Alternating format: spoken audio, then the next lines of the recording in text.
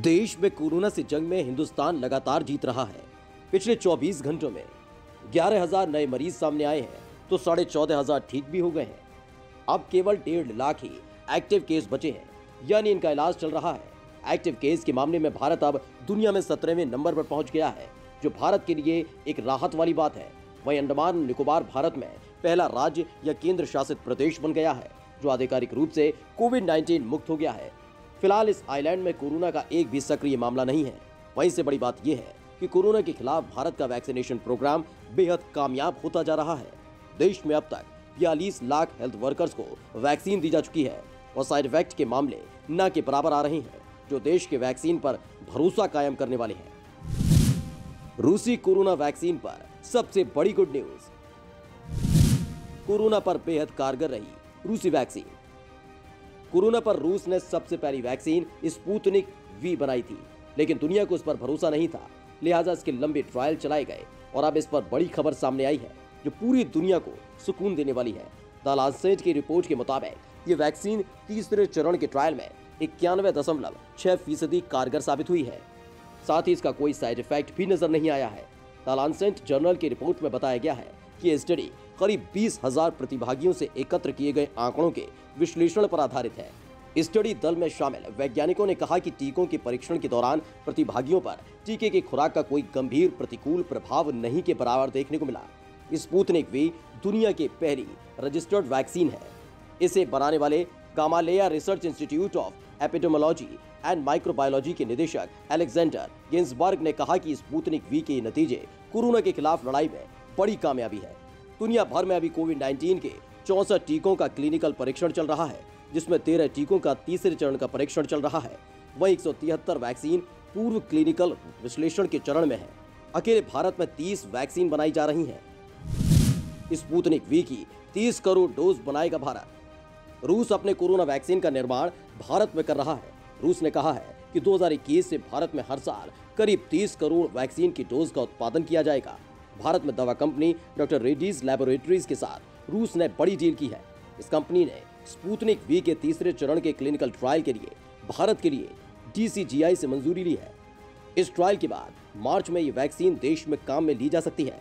Vaccine निर्माताओं ने कहा, स्पुतनिक वी पहले से ही रूस, संयुक्त अरब अमीरात, ईरान समेत कई देशों में पंजीकृत है। फिलहाल इसका वैक्सीनेशन रूस के अलावा Bolivia, Kazakhstan, Armenia, Algeria, Venezuela और ईरान में हो रहा है। रूस की वैक्सीन सामान्य सर्दी जुकाम पैदा करने वाली एडिनोवा वायरस पर आधारित है। इस वैक्सीन को आर्टिफिशियल तरीके से बनाया गया है। मॉस्को की सेशनोव यूनिवर्सिटी में 18 जून से क्लिनिकल ट्रायल शुरू हुए थे और 30 लोगों पर की गई स्टडी में यह वैक्सीन सुरक्षित पाई गई है। सभी वॉलंटियर्स में वायरस के खिलाफ इम्यूनिटी भी पाई गई। इस वैक्सीन का नाम रूस की पहली सैटेलाइट स्पुतनिक से मिला है, जिसे रूस ने 1957 में रूसी अंतरिक्ष एजेंसी ने लॉन्च किया था। अमेरिका को सबसे ज्यादा दी गई वैक्सीन, 5वें नंबर पर भारत। दुनिया भर में अब तक 10 करोड़ से ज्यादा कोरोना वैक्सीन डोज दी जा चुकी है, लेकिन एक हैरान करने वाला आंकड़ा यह भी है कि दुनिया के 29 सबसे गरीब देशों में अभी तक वैक्सीनेशन प्रोग्राम शुरू नहीं हुआ है। जिन देशों में वैक्सीन दी जा चुकी है उनमें इजराइल ने जनसंख्या के हिसाब से टीकाकरण के मामले में सबसे आगे है। इजराइल में अब तक 37% आबादी को कोरोना वैक्सीन दी जा चुकी है। इनमें से भी कई लोगों को वैक्सीन की दूसरी डोज भी लग चुकी है। दुनिया में कोविड वैक्सीन का पहला टीका लगे हुए 60 दिन हो चुके हैं। पहली वैक्सीन रूस में 5 दिसंबर को दी गई थी। वैक्सीन देने के मामले में अमेरिका सबसे आगे है। यहाँ अब तक करीब 3 करोड़ 28 लाख वैक्सीन डोज दिए जा चुके हैं। दूसरे नंबर पर चीन है, जहाँ 2 करोड़ 40 लाख वैक्सीन डोज दी जा चुकी है। तीसरे नंबर पर ब्रिटेन है, जहाँ 1 करोड़ वैक्सीन डोज दिए जा चुके हैं। चौथे नंबर पर इजराइल है, यहाँ 50 लाख डोज दिए जा चुके हैं। इजराइल के बाद भारत का नंबर है। भारत में अब तक करीब 42 लाख स्वास्थ्य कर्मियों को वैक्सीन दी जा चुकी है। फाइजर की वैक्सीन को बड़ा झटका। नॉर्वे में तगड़े साइड इफेक्ट्स की खबरों के बीच कैम्ब्रिज यूनिवर्सिटी के रिसर्चर्स ने लैब टेस्ट में पाया है कि फाइजर वैक्सीन का एक डोज कोरोना के साउथ अफ्रीका में मिले वेरिएंट को खत्म नहीं कर पाता। इस रिपोर्ट के सामने आने के बाद अब इस वैक्सीन को लेकर अमेरिका में भी भरोसा टूट रहा है। इस वैक्सीन ने ही भारत में भी इमरजेंसी अप्रूवल के लिए आवेदन किया था, लेकिन कोई डेटा जमा नहीं किया, बल्कि मोदी सरकार को सीधे ब्लैकमेल करते हुए कहा कि इसे सीधे ही अप्रूवल दिया जाए। हालांकि सरकार ने इसको ऐसे अप्रूवल देने से मना कर दिया। वहीं ऑक्सफोर्ड पर कोरोना वैक्सीन के ट्रायल में गड़बड़ी का आरोप लगा है। न्यूज एजेंसी राइटर्स ने इसकी जानकारी दी है। रिपोर्ट के मुताबिक शुरुआत में ट्रायल में शामिल होने वाले 1500 वॉलंटियर्स को वैक्सीन की गलत डोज दी गई थी। इन्हें इसके बारे में बताया भी नहीं गया था। ट्रायल के चीफ इन्वेस्टिगेटर और ऑक्सफोर्ड यूनिवर्सिटी के प्रोफेसर एंड्रयूज जे पोलार्ड के एक लेटर से इसका खुलासा हुआ है।